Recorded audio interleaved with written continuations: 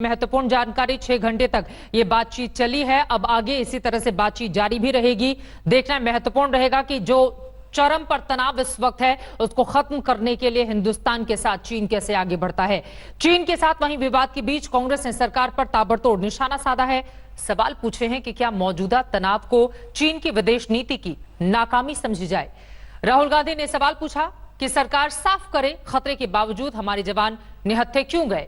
इस पर विदेश मंत्री का जवाब भी आया है, सुनिए।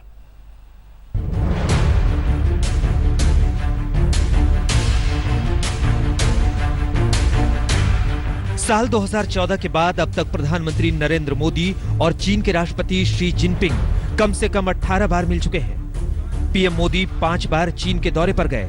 कांग्रेस बोल रही है कि 70 साल में इतनी बार चीन की यात्रा में कोई प्रधानमंत्री नहीं गया, लेकिन इसके बावजूद चीन से फिर धोखा ही मिला। क्या यह विदेश नीति की बड़ी नाकामी नहीं है? क्या भारत चीन के सामानों का डंपिंग ग्राउंड नहीं बन गया है?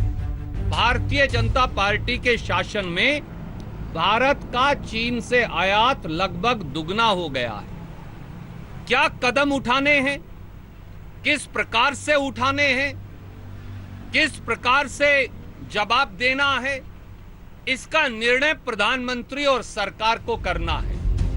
कांग्रेस का दूसरा सवाल था कि जब गलवान घाटी में चीनी फौज की नियत की जानकारी थी तो भारतीय फौज की टुकड़ी को निहत्थे क्यों भेजा गया?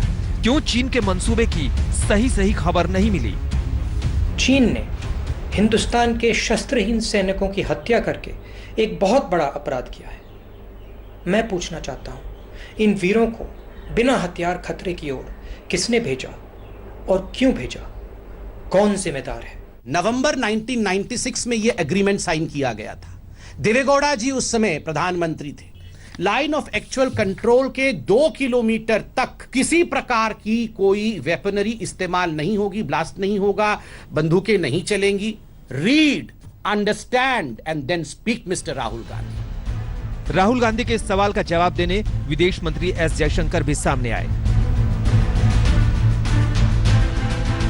बॉर्डर पर तैनात सेना की टुकड़ी हमेशा हथियारों से लैस रहती है। पोस्ट छोड़ने के दौरान खासकर 15 जून को गलवान में भी टुकड़ी के पास भी हथियार थे। 1996 और 2005 के करार के मुताबिक आमने सामने होने पर हथियारों के इस्तेमाल पर पाबंदी है। अगला मोर्चा कांग्रेस सांसद मनीष तिवारी ने खोला।